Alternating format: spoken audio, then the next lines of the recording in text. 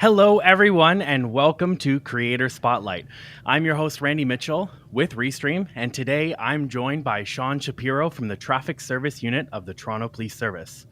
You might know him from Ask a Traffic Cop. He goes live every day from 10 a.m. to 11 a.m. Eastern, Monday to Friday, with a directed Q&A answering your traffic and police questions. He's live everywhere: YouTube, LinkedIn, Facebook, Twitch, and Twitter. You can even find him on YouTube Shorts and TikTok. If you know someone working in public services or who's looking to do more impactful community outreach, tag them in the post below or send them a text. Tell them to join us live because you won't want to miss this Creator Spotlight. And if you do end up missing this Creator Spotlight, keep in mind that we will have a replay available after the show ends today. And, of course, if you are joining us live, this is a live Q&A too. So please drop your questions in the chat. Sean, I'm so happy to have you on today's show. I'm excited to be here. I think it's going to be an awesome show. We have people already joining us live. So like I said, let us know where you're joining from. Leave your question in the chat. We'll definitely circle back to it. Or maybe we even will grab it right away if it's along the same topic. Before we get into that, though, I've talked about what you do. I'm going to just quickly jump into who you are, although I'm sure many who are joining us already know. Your police constable, Sean Shapiro, has been a member of the Toronto Police Service since 2000. His various capacities within court services, divisional PRU, motor squad, and presently the safety program office at Traffic Services.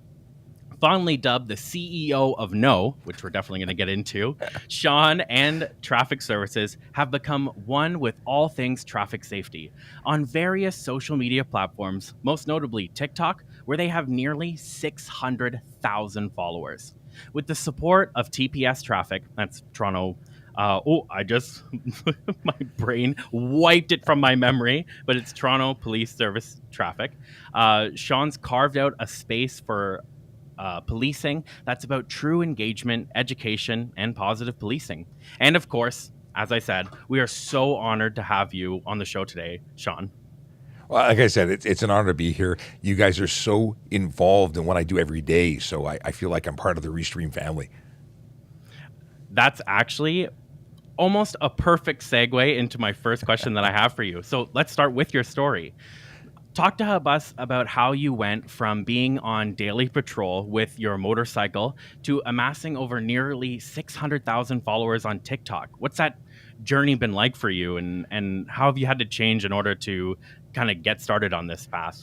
I like to say it happened by accident because there was a collision involved. I was in the motor squad. I ended up being hit by a car, and that changed what my daily routine was. I wasn't able to be in uniform, patrolling the streets. I had a lot of recovery, and when I came back, I was in an administrative capacity, helping out around the office, and I wasn't on camera. There was no even thought of being a media relations officer at the time, but I got involved with social media, and I had experience as a personal user, but never really corporately. And as my day-to-day recovery continued to get better and better, I started doing more and more and ended up supporting the media relations officer who was responsible for all the press releases and media spots. And one day, I started being on the other end of the camera. But it's been quite an adventure. And like I said, it happened by accident. One day, I did more and more, and we originally behind the camera, never anticipating being in front of it. And then, like a light switch, I was the guy and now the face of traffic services, for lack of a better word. I feel like it's almost like a perfect storm of circumstance where you mentioned that happened, and then the pandemic, of course, affected the police force ability to reach out to the public. I mean, during that time, you certainly couldn't do much proactive and positive community building face-to-face, right? Go ahead. I was going to say that before the pandemic, we would go to shows. We would have officers, take shifts at a bike show, motorcycle show, car show, anywhere we could go engage. We had barbecues and community events. We'd bring our motorcycle by and let kids climb all over it and talk to the parents about traffic safety. And, we'd see a few, maybe 100 people, and maybe we'd answer bunch of questions. But then when we started doing things online, we were getting thousands of people in a room, and TikTok was bananas. But we would have 600, 700, 1,600 people in the room sometimes, 10 to 25,000 people over the course of a live session that took an hour. And of course, we were at the time we hadn't thought of simulcasting that using Restream, but we had a separate show that was with guests, and we had all these interviews, and we were doubling up. I was streaming for 2 hours a day, and then we eventually blended the two together into one Ask a Traffic Cop situation. And not only that, we've developed podcasting in the form of something called TPS Traffic Jam. So now we have our interviews done in a pre-recorded thing, all using Restream, and we're doing a lot of work here. So piecing together this puzzle that you've kind of get to this whole live video and going out to people, did you immediately see this situation as an opportunity to use live video, or was it something that evolved over time? Did you start with just regular video or text, or how did that all come to be? So very much it's been an organic transition. Originally, I was producing very canned videos for special events or PSAs, and the whole idea of live wasn't something I was really I wasn't aware of, or I really hadn't thought of it as something for us. Originally, I was just taking those clips, putting them out, and then I'd repurpose them and put them on different platforms. And then one day I saw the opportunity to go live on TikTok. I pressed the button, and here I am talking to people, and the numbers going up. And then I met Grace Duffy at Podfest, and I sat in the Restream room listening to her tell me all about this great product, and I started using the free sample to experiment with it, and we were getting it was an out of the box instant win. It was just working, and now we subscribe to it and we use it every day, constantly. That's awesome to hear. I'm glad that Restream was able to be a part of this, especially in getting your message out, because I know, getting this message out to people, informing them what the laws are, what they can do, what they can't do. And I've watched your live a couple times. I know that it's not just this is the law, this isn't the law. It's also breaking down why that law might be that way, and how it's safer to act a certain way versus any other way. Well, the thing is, it's really about having conversations. We're not interested in just telling you what to do. We want to have conversations, and those conversations are led entirely by our audience. Ask a Traffic Cop is you telling me or asking me a question and me answering it. And if no one shows up, I got nothing to say. We talk about what we talk about there, but if it's an adventure. Every day is a new episode, and very often we cover the same topics, but it's a different audience. Every time we open up, there's a different person at the other end of the screen who wants to know something. So regardless of what the question is or how long it takes to answer it, we're having fun and we're engaging our audience. And it really is a community building tool. We have people who come onto our show every single day, rain or shine. They're in there saying, "Good morning, how you doing today?" And I recognize the same faces or icons across multiple platforms. And we're broadcasting on YouTube, Twitch, Twitter, Facebook, LinkedIn, and also Twitter. Did I say Twitter? Anyway, we're everywhere. We're everywhere our audience is, and it's magic. I get that a lot, especially with TikTok, Twitter, and Twitch all being so similar. I find that I jumble them all up, and I'm typing in Twitch, and I'm like, where are my tweets? What's going on? It happens to me all the time.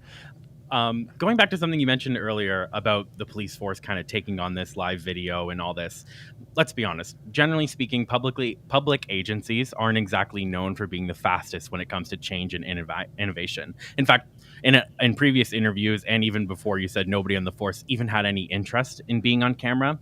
So aside from this obviously being something that is really big, how did you convey that to your organization to get them to embrace live video in the way that you have?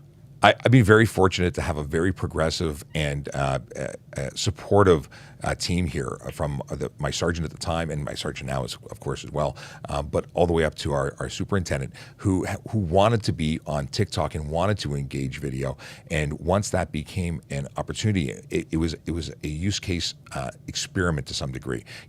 We had been on other platforms for ages, and I thought that seeing our traffic services Twitter account be at about 17,000 followers at the time that I started doing all this other stuff, I thought that was the goal. Well, we surpassed that goal on TikTok very, very quickly, and we began to grow on our other channels as well. it was amazing to see how quickly. In fact, my first presentation to I guess the next level of command, talking about what our success was, we had already blown past the 17,000, and by the time I made my second presentation, I think we were over 50,000. So there was no argument. The proof was in the pudding. We were doing amazing things, and to have it grow now to an international audience, divided, U.S. and Canada. Some even as we've had Ireland, and we've had everywhere. Everywhere we've had people reach out and say, "Hey, I'm a police officer from another country," or "I'm just someone who likes this interesting content that no one else is doing."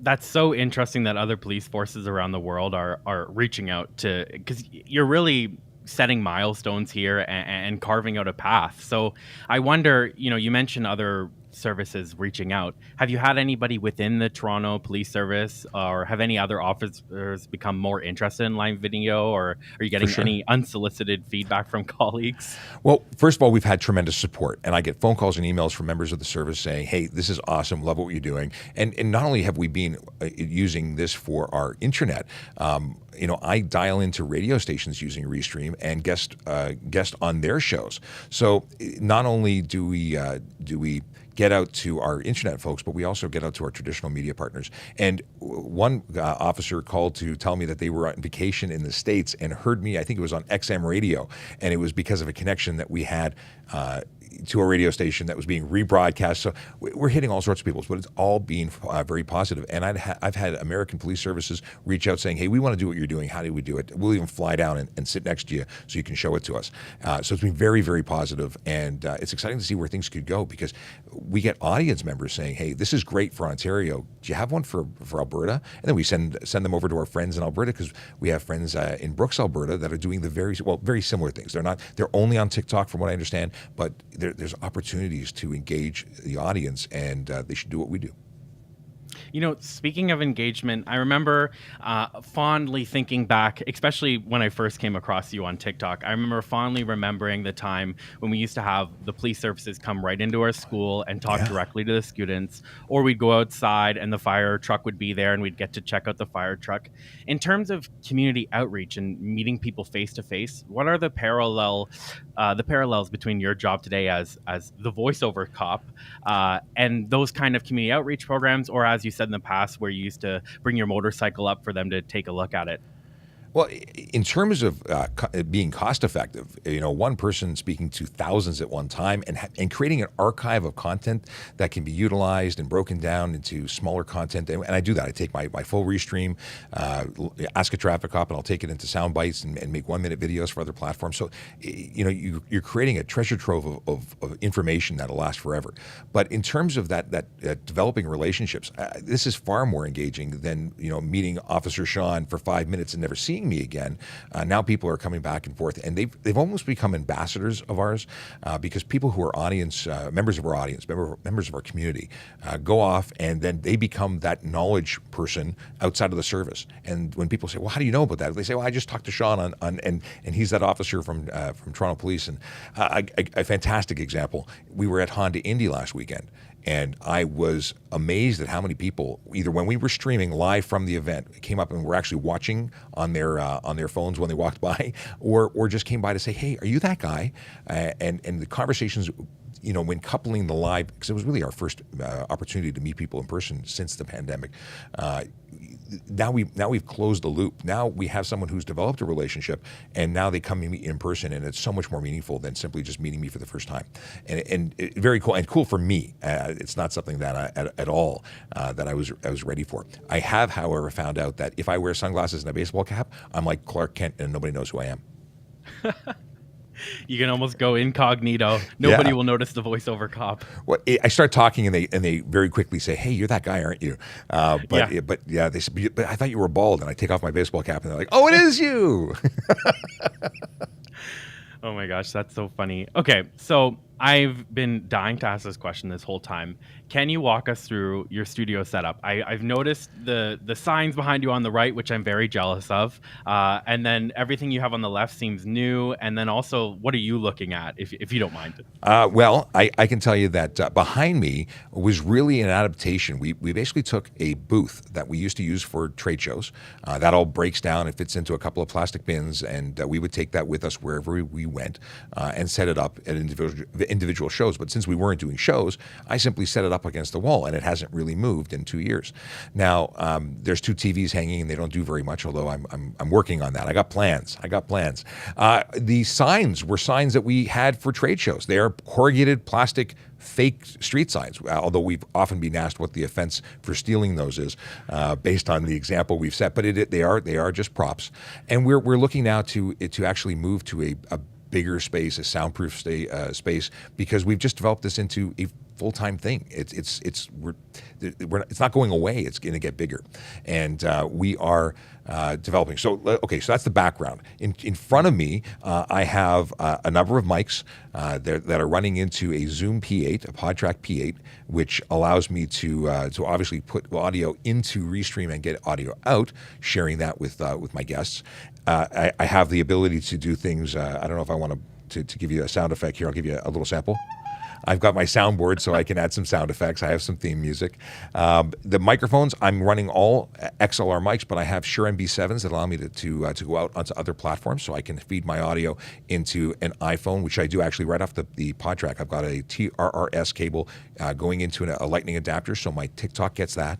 I'm using a Ceramonic smart rig that allows me to take content off the board and go into an additional phone for Instagram Live. So I've got two phones and a camera in front of me.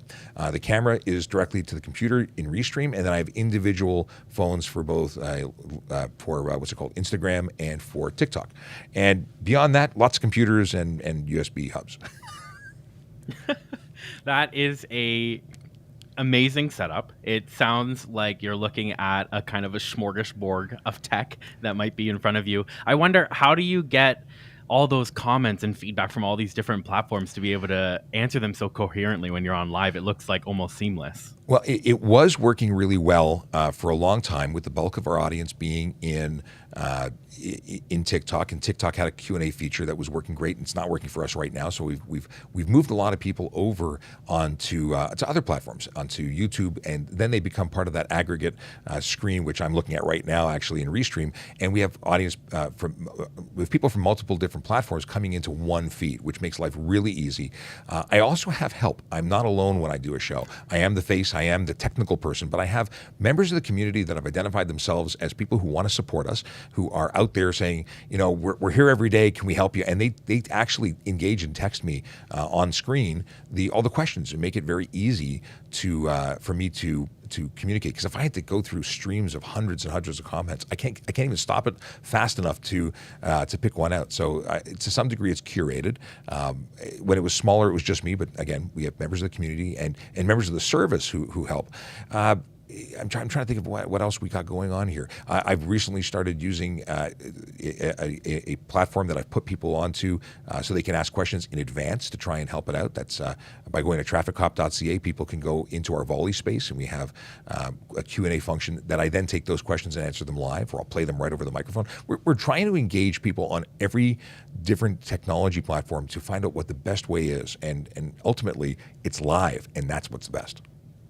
Yeah, absolutely. And especially because you're innovating. I feel like those people who joined you at the very beginning and who are with you now just see you're constantly innovating. You're constantly trying to do better. You're constantly, the information's always been gold, but now you're presenting it in a way where people can grab the bite size. Or you mentioned your podcast. I did want to actually touch on that. How is the podcast going? Have you found that different from doing live video, or what are the parallels there? Most of our guests are a little nervous about going live. Either that, or they're really gung-ho about live. One of the two extremes. And we started doing everything live, and we found that for many of our guests, again, who are nervous about live, wanted the opportunity to edit, excuse me, or wanted the ability with a video version to have overlays and an intro, and So we've decided to go offline and record in Restream our video. We then go and strip the audio out and export it into and use the audio only and put it up over as a podcast. And our podcast is available anywhere that podcast can be downloaded. And oddly enough, because we're a traffic program, it really is a perfect pairing because so many people want to take in our information, but can't legally. And I say that because they want to do it when they're driving, when they have time. So the podcast ability to take the audio and have it as multi-track, so I can adjust level 1 to level 2, because in Restream, each person can be individually downloaded, which is gold, by the way.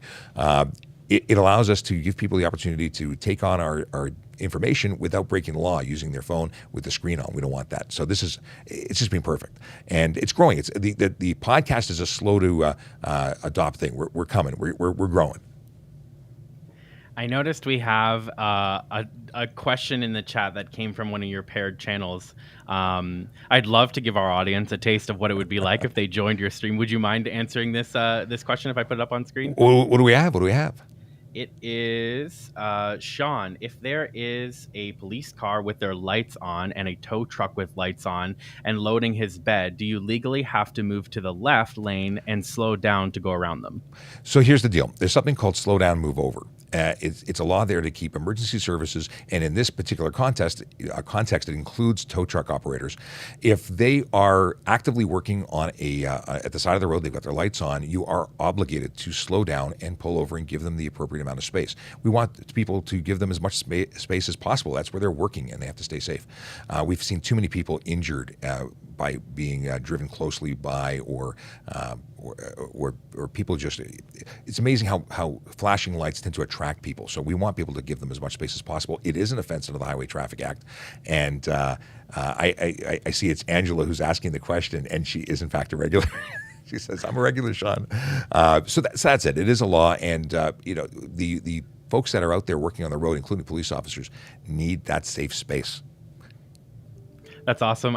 Thanks for joining us, Angela. I appreciate you giving the entire audience here a taste of what it would be like to join a hashtag traffic cop or hashtag voiceover cop live stream. They're definitely, one, they're entertaining, I find, and two, they're very educational. Going back a little bit to your setup, though, I did want to just ask, what equipment were you using at the beginning? Because you mentioned you have all this equipment in front of you now. You're going live to all these channels. But take us back to the first time you hit live. What did that look like? Oh, it was far less amazing. I did have a bunch of equipment from home. I did bring in. I had a what's it called, a webcam. So it was a webcam. I think I used a headset the first time, just a USB headset, and I just did it.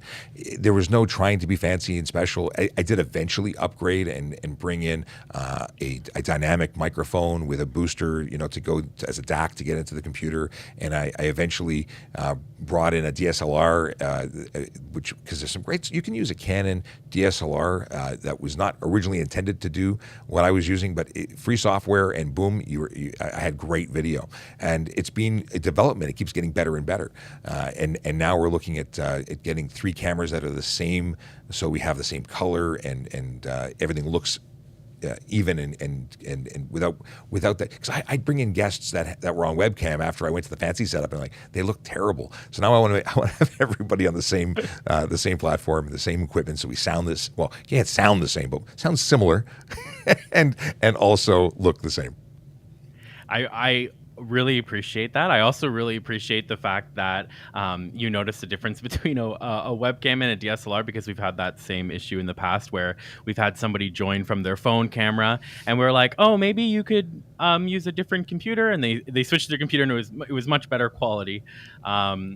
So I wanted to touch back on your live stream schedule. Sure. You go live every single day from 10 a.m. to 11 a.m. Eastern time. How do you maintain this cadence and stay motivated every day? Staying motivated every day. I love this. This is really cool. This is giving me, so as someone who is not able to go on the road as a police officer and perform the functions of a police officer the way I used to, this has given me a whole new level of engagement and personal satisfaction that I thought I lost. I was pretty upset about it. I missed and still miss the road. Don't get me wrong, but this has given me the opportunity to be a cop again. and that's not to throw shade on anybody who's not working in the capacity they want to be, but this has really given me satisfaction. And I love it. I wake up looking forward to it. I'm answering comments and questions at home on my own time because I enjoy the interaction and I enjoy helping people, which I get to do again. So this is very much part of my lifestyle. My kids are a little bit on me saying, "Daddy, you're on the phone too much." They're really they'd really like me to turn it off, and I try my best when at home to do it. But I take my little moments to jump back in. But we're always talking about ideas, and this has allowed me to be very creative, and I enjoy it a lot. So that's how I stay motivated and interested, because I love it. But in terms of how do I maintain the ability to do the show, it's entirely because of the support of the police service. From the chief down, they've been very supportive. The chief has been a guest on my show. Will continue to be a guest on my show again. I think he's got one scheduled in the very near future. He's going to come back on. So it's really exciting to have something that other people acknowledge as valuable. We even did some surveys to ask for customer feedback, for viewer feedback, and the survey results were amazing. What people wrote saying the value that they got out of having access, I couldn't have made up stories to support myself as well as the audience did. That's so awesome. And honestly, from a viewer who's watched your live shows in the past, you can feel that motivation when you join the stream. And I've even joined your stream a couple times with your chief on there, and I think that's so awesome to be able to have a conversation not only every single day with a police officer like yourself, but to have that other person joining you from within the organization, whether it be a chief or one of your colleagues. It's just so cool to see the Toronto Police Services embracing live video in this way. For sure. So thank you for that. I just saw a comment pop up from Mika, who says, "Can I use my phone?" And I'm assuming that's about a Restream question. And it really it brings me to something we used to do, and we'll do again, is I would reach out to officers on the road and invite them using a Restream link to come join me on the show. What's going on at the corner of Yonge and Steeles? Because I would get like a location specific update. It was so cool to do a little live interview snippet, just come online for 10 minutes and talk about something completely unplanned, just go live. And we were doing that, and we will do that again, because I love the way that feels. And they're just using their cell phone. So what a great comment to trigger that. I'm glad you said that. I love it. It's like a modern version of I've seen this show. I can't remember the exact. I think it might just be called Cops, where there's this guy in like a room surrounded by monitors, and he's like, "We're going to live to Jimmy in the field. There's this going on." So I think that's really awesome. I've heard of that show. I've even seen it, but I can't think of what the actual name is. Maybe it's called Live PD or something like that. I think that's it. That might be it. And that's sort of the thing. I'm like in mission control here, and I have the ability to reach out to any officer anywhere. All I need is an email address. So if they're willing, and I mentioned it, you mentioned it again. Last we spoke, I mentioned it. You mentioned it at the beginning of the show. Not everybody wants to do what we're doing. I'd love to get more people involved with being on camera. We have had a whole bunch that have come in graciously being willing to be on screen. And listen, I make mistakes. I'm not perfect. And that's something that you have to sort of be comfortable with to be on camera, especially when live. But it is what it is. I've had some interesting oopsie-doos. But at the same time, it's live. We're real people. And there's hopefully with as we continue, we get more people involved and more guests on the show and more officers, and maybe somebody's going to take over for me one day. I think that'd be great, because I'd love this to just expand and grow. It's funny that you mentioned that. I feel like we have the same backstory, but in different versions, where at Restream, I'm mainly the video producer. I make videos. I'm behind the scenes. It's edited content. So there's not this immediate feeling that I can say something wrong here and then that's it. It's out there forever, because I can edit it afterwards. Yeah. And at the beginning of the year, Grace actually is the one who convinced me to start doing live video. So I know exactly what you're saying when you're like, maybe some people don't want to go live. I had that feeling. It's difficult to get over, but it's awesome that you're willing to help people get over that, especially people who are traditionally not live video people or video at all. And then there's also people who have aspirations of being involved in other areas of policing that might require, some undercoverness. So it's a big deal for some people, depending on their career goals, to be on camera or not. And you got to remember, 20 years ago, when I started with the police, 22 years ago with the police service, you couldn't even have, even have a Facebook account. You weren't permitted to do it. You couldn't, openly have these things, and they wanted to make sure that you had no platform access. Or if you did, people were not getting hired by the police for having certain content up there. Obviously, inappropriate content, but nevertheless, there's this belief that we shouldn't be on the internet, and it's taking some effort to undo that, because now we are embracing it. We have officers that are trained and qualified and understand their risks and are coached in what to do and not to do, and maybe not engage certain trolls. And I got to say, I do things a little different. I do engage a lot of trolls because there's some people who say things in our lives that really need to have a response, even, not to raise it and take it to the next level, but just to shut it down and say, that's not appropriate, as opposed to ignoring it, looking the other way. But yeah, lots of cool things happening, and I've lost entirely what I was going with this. No worries. I have one quick question for you before I want to take some questions from the chat, be they Sure. about this live stream or maybe possibly about traffic, if that's okay with you. So audience, if you're ready, get your questions in the chat. We're going to take them right after this.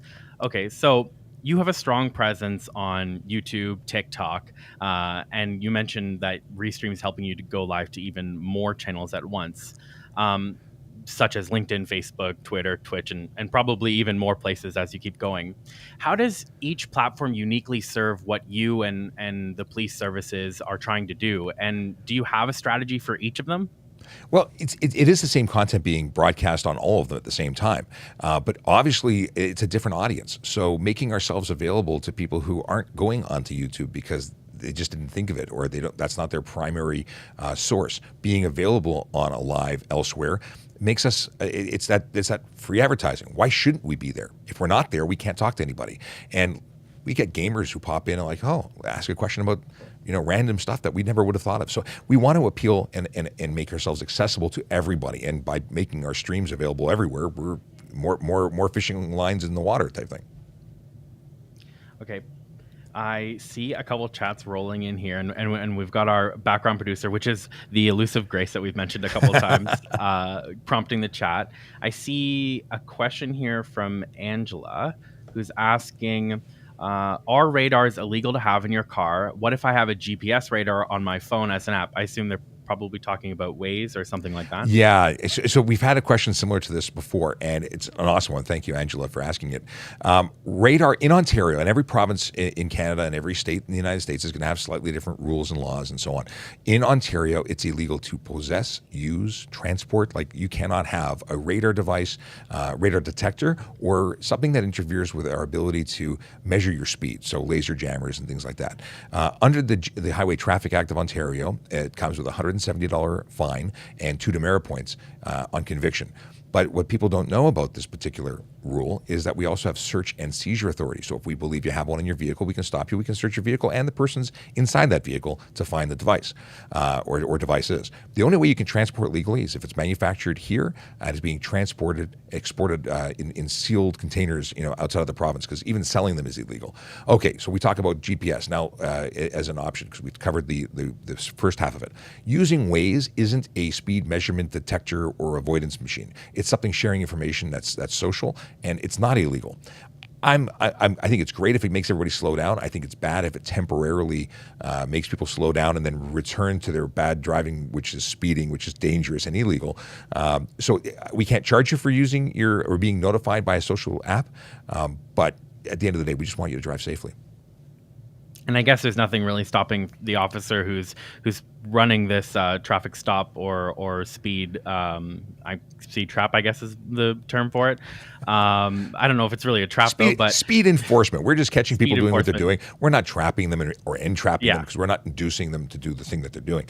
I will say this: it's when you use the app, it's just telling you what somebody else has reported, right or wrong, and we don't know if they're doing something that's speed enforcement or working or at a crash scene and with a tow truck driver, and it's just good to know that they're up ahead, because that allows you to slow down in advance. So there's actually positives from the Waze reporting. I think that's great. If it's something just to get out of a speeding ticket, I think people just need to slow down, but that's two different sides of it. And if I'm just going to quickly mention, if you're just tuning in, this is Creator Spotlight with Restream, where we showcase our customers doing amazing things with live video. I'm joined today by Sean Shapiro from the Traffic Service Unit of the Toronto Police Services, but you might know him as Ask a Traffic Cop. We're chatting about how he's amassed a massive social media following, 1.13 thousand subscribers on YouTube, and nearly 600,000 followers on TikTok in just under 1 year of live streaming. So if you have any questions about live streaming, about how he did that, or about traffic in general, feel free to leave the comments below. And then going right on to my next question, another question that I've very much been wanting to ask you this entire time.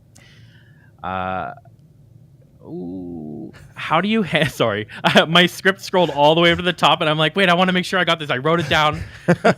So how do you handle criticism or backlash you might get from being online or being a public official online? I know you mentioned sometimes you'll call out trolls because you just want to shut certain things down, but sometimes you say something and it's taken in the wrong context, or even worse, taken out of context and shared elsewhere. Has that happened to you, and how maybe have you dealt with that? Oh, I've had people stitch my content on TikTok and try and spin things, or take one line and not the whole message. It happens, and you know what? Any advertising is good advertising, as far as I'm concerned. Whether you love me or hate me, you're talking about me, and eventually that'll bring people back to our channel to get the whole message. And I always try and leave humor and keeping it real in the messaging. I'm not trying to use complicated speak. I'm not trying to be high and mighty about the law. I do talk about the law. I don't talk, like, people ask me how much can you legally speed over the limit, and of course the answer is nothing. It's a limit, not a minimum. So not everybody likes the answers, and I've been featured on things like Six Buzz, which is another channel on multiple platforms that will take other people's content and reshare it, and things have gone bananas viral. But it's all good as far as I'm concerned. You can't take what we're sharing here and make it bad, even if you don't agree with it. To the people who don't like what I have to say, some of them make a personal attack. Somebody, yes, what did they say? They said, I think your advice is, as a TikTok traffic cop, is as good as a Tic Tac, or something like that. It was hilarious. I mean, he was angry, but I was laughing because I can find humor in this stuff. And if you can't, if you're going to allow yourself to be really vulnerable, I mean, there's some people have said some really nasty things, and that does bug me. But at the end of the day, I got thick skin. Whether someone is calling me, pig or something like that, like I get that. We see all these ACAB messages, and it's unfortunate. It's sad that that's what people want to use, and there's very hurtful people where it's like grade 2. It's people being very childish in that moment. Whatever they got going on in their life, I'm blessed to be doing what I'm doing, and they can't get me down. So if you're going to be putting yourself out there, know that there's going to be some people who will choose and take opportunity to try and get you down, but you can't let them. That's it. And I think for anybody joining your live stream, it's immediately obvious within 3 seconds how this is something that's important and should be shared. Because if you just look at the amount of viewers that are watching and the amount of chat engagement, when was the last time that a police officer had access to that many people? And not only just once a day or once a week or a month, or in your case, once a day, and every single time you go live, you have access to this and you're able to share all this information instantly. It very much is an access thing. It's amazing how many people don't have the ability to reach out and speak to an officer. Like, to pick up a phone and call someone is a very different experience. Like, you can call any police station anywhere in the world. I'm sure they'll answer your questions. But here's an opportunity to speak to someone who knows what they're talking about in the traffic space, which is something that affects everybody. Like, whether you walk, ride, or drive, you're talking about the road. You're engaged in the road. Whether you're a vulnerable road user or a motorcycle, like, everybody has some access. And even if you yourself never leave your house, people you know and love and rely on do. So this is something that's very international and transcends all things, whether you like police, don't like police. It's just a reality that traffic touches you. So this is something that has had, I see part of the question. The deal is that we have made policing very accessible and anonymous and easy to get to, and there's no stress, because if you don't get us on Monday, you'll get us on Tuesday. We had some people that emailed, because I went on vacation for 2 weeks, and people were like, well, how do we get how do we get answers to our questions? But I took one of my phones with me, and I was broadcasting a few times while I was in Florida. I went to Disney, shared some content, and it's just more than just work. It's sharing, and it's cool. I saw some of your paired channels guests that are joining us today mentioned the common criticism, which I've also seen, and I love your response, and I'd love to give you Thank the you. chance to give it in here. But what is your response when you get a question like this, like shouldn't be doing real work, or this is what my tax dollars are paying for? What's your go-to statement on that? I absolutely love it when people try and suggest that what we're doing here is somehow wrong, that I would be better Yeah. served writing a ticket to one person than educating thousands. And it's really nothing that I haven't already said in this interview. It's that I am one. I love telling them how I ended up behind the camera, and when I talk about the fact that I've been in a collision and I can't actually go on the road, even if I wanted to, that usually shuts them down. One person actually put up. They looked up online. We have something called the Sunshine List, which publishes anyone who makes over $100,000 that works for a government agency. So they went up and said, "We pay this guy over $100,000 to make TikToks." And while I might be one of the higher paid TikTokers, this isn't the only thing I do, but it is incredibly important because traffic safety is more than just tickets and collision investigations. It's about education. It's about preventing people from getting into those situations. And knowledge is power. We're giving that power away. We're giving everyone that opportunity to get the information they need to not only be cool at parties and having answers to questions that they didn't before be able to answer, but this is real work, and it's specialized work. And as a Canadian myself, I have to say this is the best investment that I can think of, because not only are you live every single day from 11 or from 10 a.m. to 11 answering questions, but it seems like every waking second you're thinking about how to make this live stream better and how to reach more For people and sure. how to educate more people, and that's amazing. Yeah, and like I said, my kids are not happy because I continue it off duty, and sometime 4:30 in the morning I wake up and I'm wiping the sleep from my eyes. I'm like, how many questions? Oh my God, I got a lot of questions because they pile up, and I want to try and get to everybody, and I know it's not possible, but I feel bad. Somebody asks a question, I want to be able to answer it because this is really me. And maybe one day we'll have a team of folks who can log in and ask questions, so it's not just me. But and I got to say, I have some amazing colleagues who have jumped on their own accounts and answer questions in the chat and in the comments on all the channels, and that's really cool. It's cool that they believe in what I'm doing and what we're doing as a service so much that they are contributing themselves off duty. But it's all in all, I couldn't be happier with the way this has progressed, and I'm excited about what's going to happen tomorrow because we never know. It's going to keep getting bigger and better. Yes, exactly. And all of us at Restream will be tuned in, following along as we have up until this point as well. Speaking of which, at Restream, we talk about using live video to build relationships in the community and building trust and likability, which is exactly what you're doing, times 100, I imagine, local law enforcement. So you're providing this educational content related to traffic safety. What impact have you or your fellow officers seen in the community as far as engagement outside of social media? Have there been a decrease in stop sign violations, fewer drivers being pulled over, maybe new love for seatbelts? Yeah, really, it's really hard to measure how we prevent something because obviously you measure what you have, what has happened, not what hasn't happened. But that's why we did that survey. We did a Survey Monkey survey and asked people for their impact after they've watched the show. We put it on all social media platforms. Maybe it even worked to advertise the show.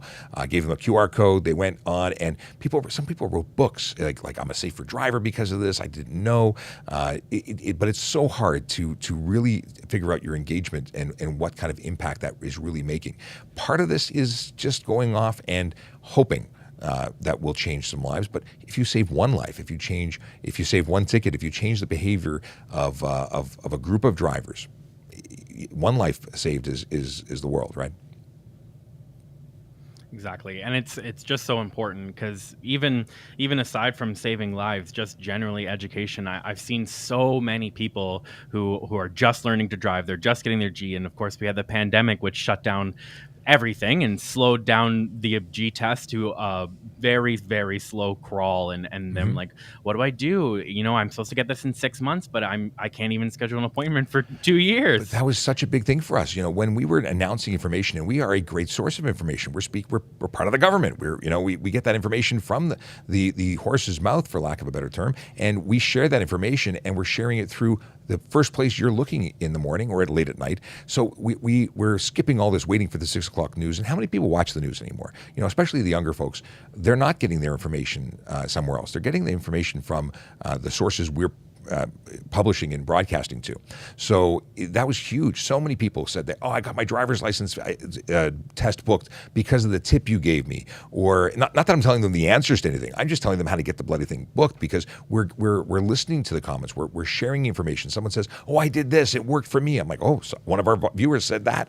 You try it. And the overwhelming response was this was helpful. So that's really cool. We talk about so many things, like even impaired driving. You talk about how I learned about impaired driving as a high school student. I had people coming in and doing presentations. I saw ads on TV. Well, with cord cutters, what's TV? Like, if it's not on Netflix, some people haven't seen it. So we are bridging that gap and bringing information to the end user, direct, no filter, and it's important stuff. But it really is the power of the internet, and being on all these platforms has given us access and given others access to us that just cannot be compared to anything else. We still do the traditional media. They're still really important. And we love our partners. I go on the radio on a regular basis, and people call in.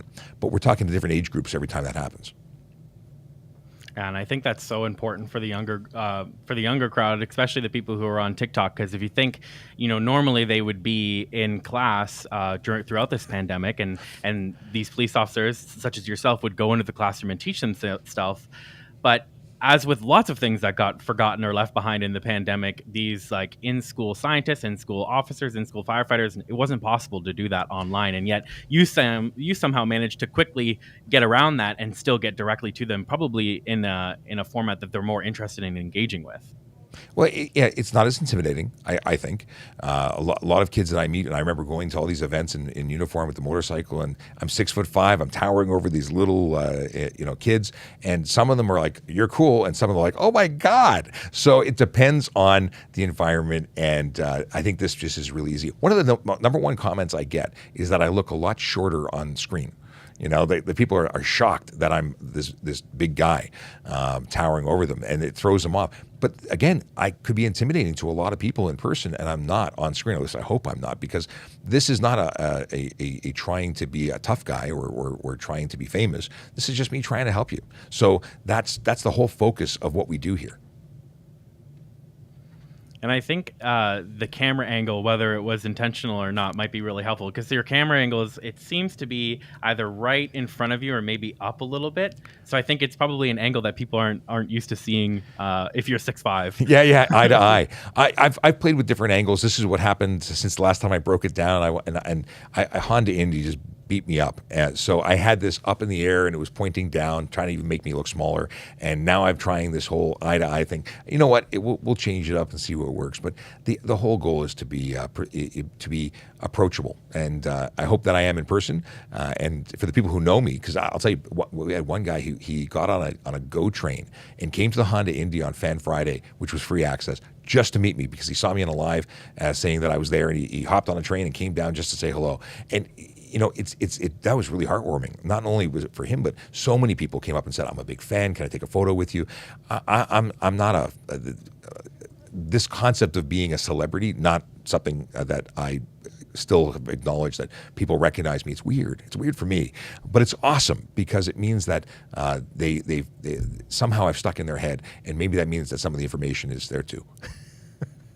Well, I couldn't imagine another cop that I would rather see as a celebrity, or just another person. You're just so fun to talk to and listen to, and I really enjoy you taking the time to connect with us and our audience. And I'd love to close out the show by having you highlight some of the interesting folks in Toronto you've gotten to know through live streaming, whether you've had them on your podcast or maybe you've had for them sure in the studio. First thing that I want to talk about is the fact that everything we've done it's no dancing required. Everything that we've done so far, I have not danced, I did sort of sing once, but that's it. But I'm not jumping into fads and trying to push things on anything other than education. But let's talk about who I've been meeting and collaborating with because of the live streaming. So first of all, Jerry Agar on News Talk 1010, they reached out early on and said, hey, we'd love to do something. We want to feature the TikTok traffic cop on air. So we blend. They log in through Restream.